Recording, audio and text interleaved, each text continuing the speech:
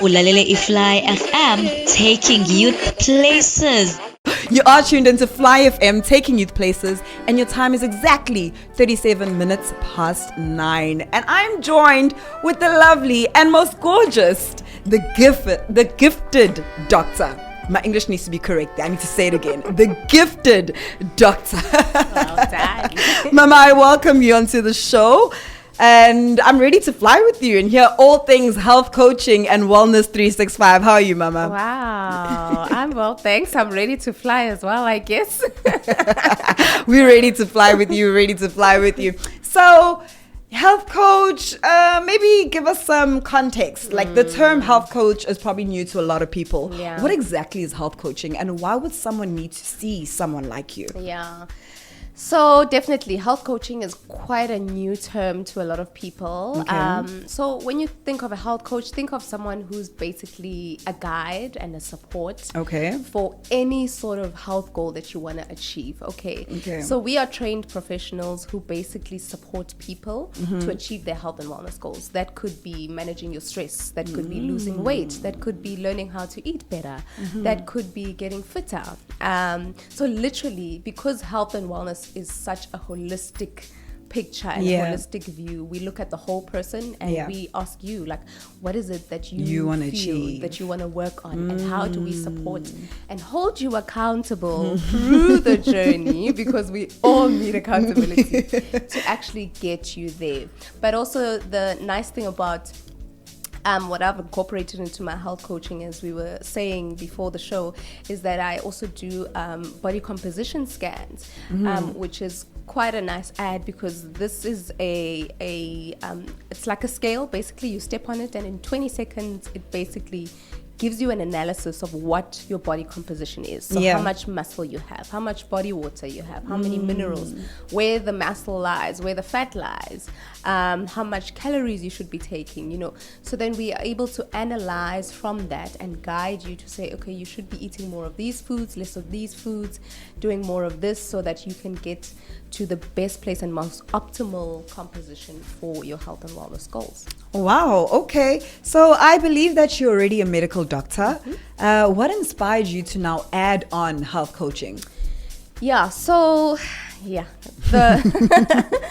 The medical field is a very broad and diverse field, but I think with my vision of studying medicine, when I started working then as a medical doctor, I kind of felt like, it's not what I imagined it was going to be. Yeah.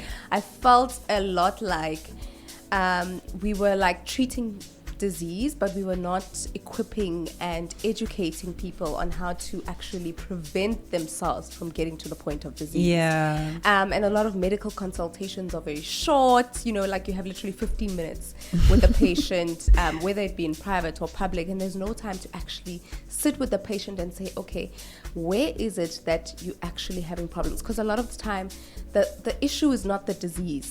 People actually maybe just want to talk, or they're undergoing a lot of stress, which has led to the hypertension, or so there's a lot of things that actually need looking to and saying, okay, let's fix this, instead of just giving a drug and saying, here's a drug so you can treat the hypertension. So I really wanted to learn more about that, be an expert in guiding people what to eat, how to eat, why you eat like that. And so that's why I furthered my studies in health coaching. Lovely. And I personally believe that it's better to prevent than to cure. So absolutely. You are on the right track, and I love your thinking.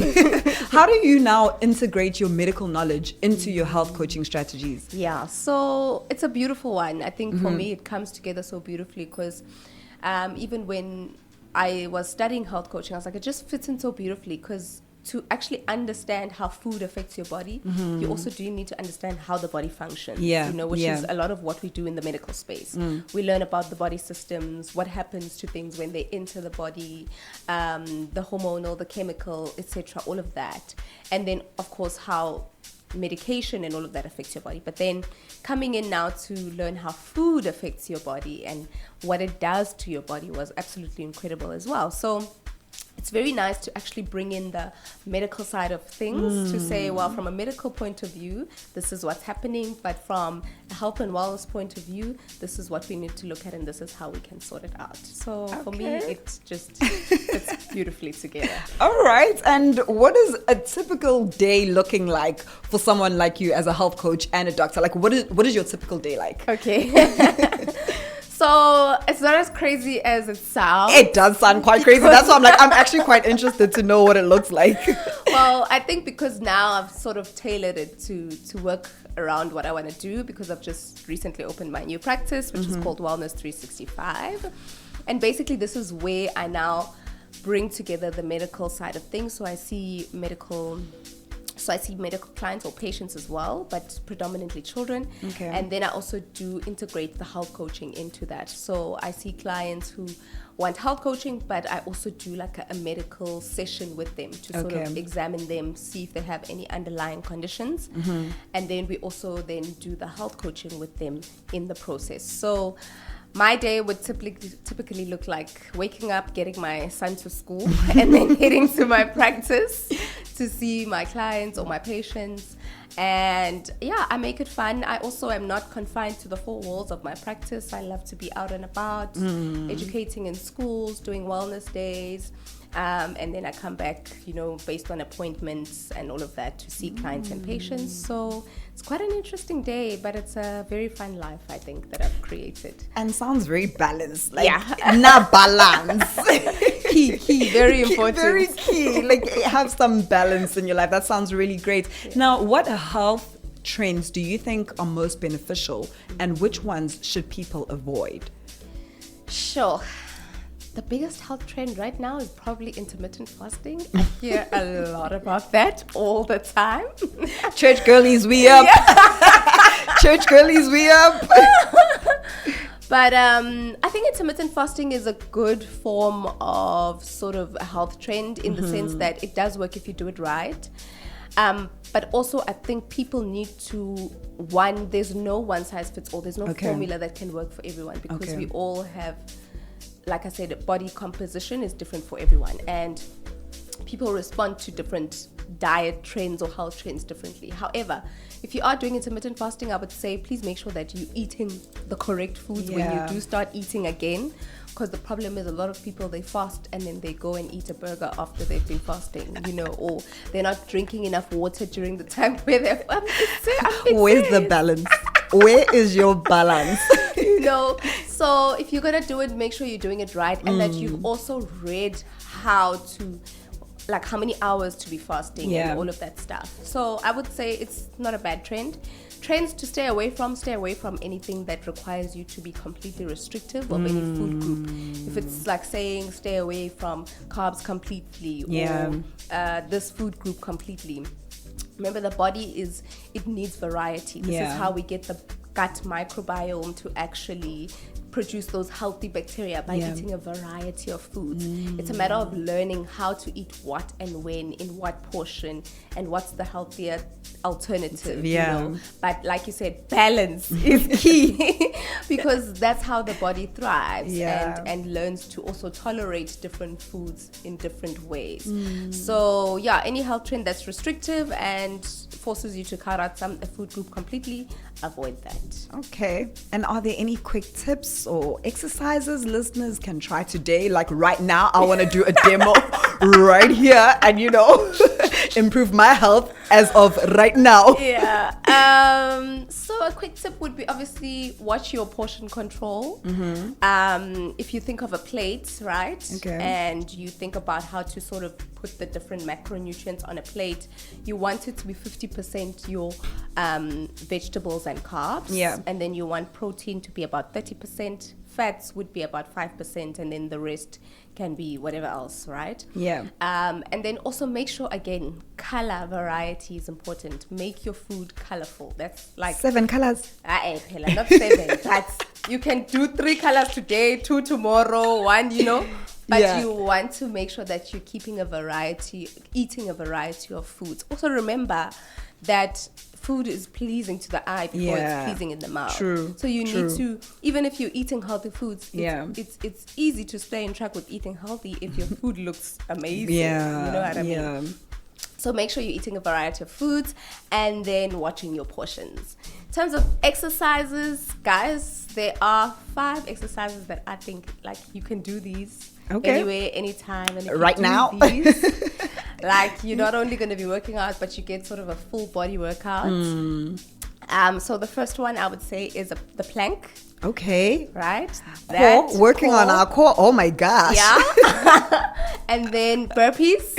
All right. Killer, but they work, they do the job. Okay. Star jumps, All right. okay. Lunges.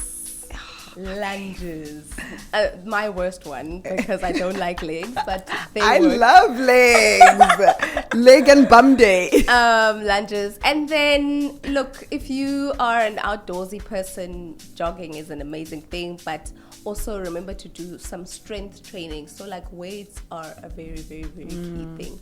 So a lot of ladies don't like to do strength training because they think they'll get bulky. It's not true. We don't have enough testosterone for that. We will never look like men.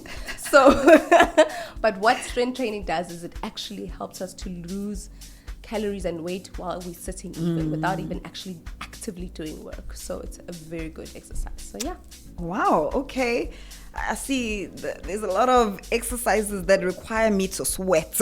Yeah, definitely.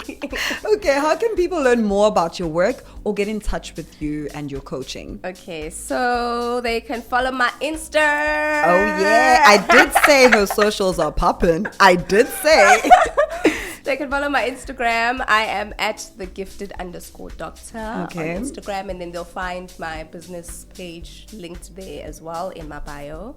And then they can always contact us on our business WhatsApp, and that number is 063-251-9517. So that is for WhatsApp only. And then if they do want to call, they're welcome to call on 073-637-1627. Also, I am on the website www.thegifteddoctor.com. And there they can read about my journey, my practice, and everything else. Oh, lovely. Thank you so much. That was so informative. It was food for thought. Definitely. Excuse the pun. Exactly. See what I did there? Thank you so much. It was lovely having you with us. And guys, she is going to be with us every single Friday morning from 9 to 10. So you definitely do want to tune in every Friday from 9 to 10 and get some health coaching advice. I mean, it's free. It's free and it's on Fly FM, taking youth places. Thank you so much. That was the Gifted Doctor, and that is how we wrap up the interview with her. Coming up, we look into what's trending this week.